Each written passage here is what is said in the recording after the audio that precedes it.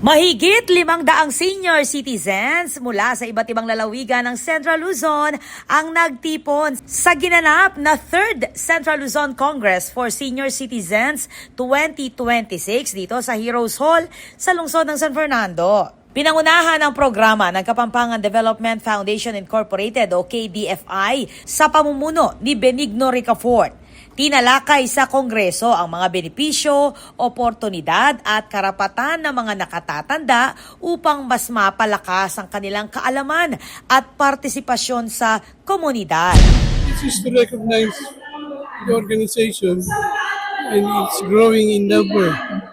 Dumadami yung senior citizen beneficiaries ng KDF. So it's good. Dumalo rin sa okasyon si Representative Milagros Magsaysay ng United Senior Citizen Party List bilang suporta sa mga programa para sa kapakanan ng mga senior citizens. Maganda ito. Basta mga activities na ito, maganda para sa seniors para unang-una, meron po silang pinagbibisihan, meron po silang ginagawa. At dito sa mga activities na ito ay malalaman nila kung anong kanilang mga karapatan, kung anong kanilang mga benepisyo at pribilehyo, at kung anong lalong-lalo na ngayon at partner na ng NCSC ang KDF, ay maraman nila kung anong mga pwedeng ibigay ng KDF sa kanila. Katuwang ng KDFI ang PhilHealth na nagbibigay ng serbisyong medikal para sa mga lolo at lola. Present dito si Elizabeth Banting Kapuli, ang Chief ng Local Health Insurance Office ng San Fernando upang ipaliwanag ang mga benepisyong maaaring mapakinabangan ng mga matatanda.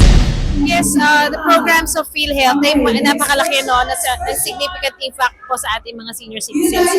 Because sa mga bagong programa, particularly ang ating Yaman ng Kalusugan program or the YAKAP clinics accreditation po ng PhilHealth kung saan po magkakaroon ng outpatient services, consultation, health screening and assessment, at pagbibigay po ng mga libreng gamot and laboratories na kinakailangan as recommended po ng ating mga doktor.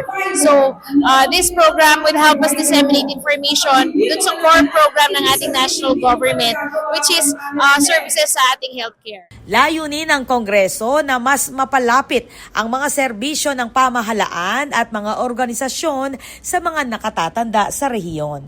Ako po, Patricia Mamangon para kay News Force Pampanga. Balitang tutuking Balen, susuyo.